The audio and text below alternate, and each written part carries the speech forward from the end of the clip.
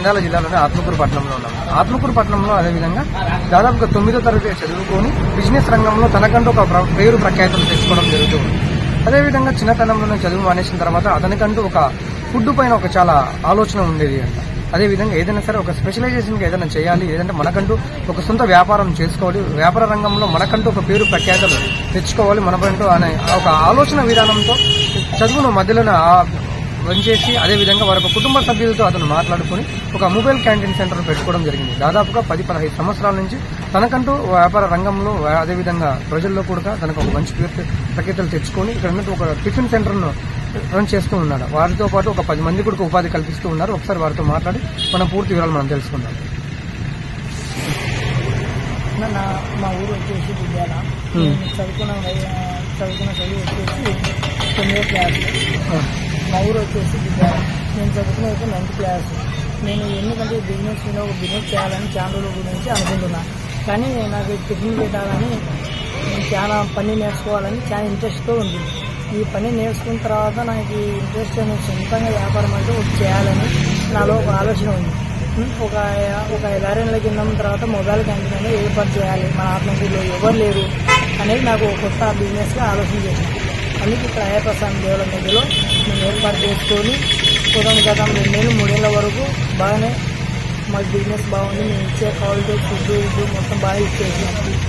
తర్వాత మాకు ఒక సంవత్సరం 1 yearలో మళ్ళీ మా ఇంట్లో కొంచెం కోర్సు లేక దానివల్ల మేము మళ్ళీ పక్కకి వెళ్ళిపోయినాం. మళ్ళీ ఇప్పుడు 2 ఏళ్ళు అయిపోయింది సార్ ఇక్కడ వచ్చేసి మేము మంచి వ్యాపారం బాగా నడుపుకుంటున్నాం. మాకు ఎటువంటి ఇబ్బందికరమైన ఇక్కడ లేదు. అంటే ఈ బిజినెస్ ఆలోచన ఎలా వచ్చిందంటారు మీరు చిన్నతనంలోనే? మాకు చిన్నతనంలో వచ్చేసి నాకు వంట నేర్చుకోవాలి, దీని గురించి తెలుసుకోవాలి, ఇది హోటల్ ఫీల్డ్ అనేది మొత్తం ఉండి నాకు మైండ్లో దీంట్లోనే ఉండేది. నా మైండ్లో హోటల్ చేయాలని ఒక ఆలోచనతో బిజినెస్ చేయాలి. మనకంటూ జాబ్ రాదు, మనం ఏదో ఒక పనిలో ఉండాలని నా కోరికతో ఈ బిజినెస్ ఏర్పాటు చేస్తున్నాను. రోజువారీగా ఎంత జరుగుతూ ఉంటుంది మీకు? రోజు వచ్చేసి 9,000, 8,000 దాకా. మీతో పాటు మీ కుటుంబ సభ్యులు ఎవరైనా మీతో పాటు ఇంకా చేస్తున్నారా బిజినెస్? ఎవరెవరున్నారు? మా అన్న, మా వదిన, మా మామ, మా అక్క. అంటే అంత కుటుంబ సభ్యులందరూ కలిసి బిజినెస్ స్టార్ట్ చేయడం జరిగింది. స్టార్ట్ చేసినాం. మేము 5 మంది రోజు కష్టపడుతూనే ఉంటాం. అంటే మీ హోటల్ టైమింగ్స్ ఎలా ఉంటాయి? ఉదయం 6 గంటల నుంచి 11 గంటల వరకు. ఏదైనా మధ్యాహ్నం భోజనం అలాంటిది, ఏదైనా ఈవినింగ్ టైంలో టిఫిన్ సెంటర్ మాదిరి అలాంటిది ఏమి ఉండదా?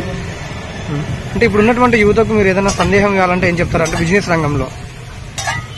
ఇప్పుడు ఎవరైనా చేయాలనుకున్నామనుకో దీనికల్లా ఓపిక ఉండాలి, ఒక మనం చేసుకునే విధంగా ఉండాలి. దీన్ని మెయింటెనెన్స్ కరెక్ట్ చేస్తే దీనివల్ల మనకు బెనిఫిట్ కలుగుతుంది.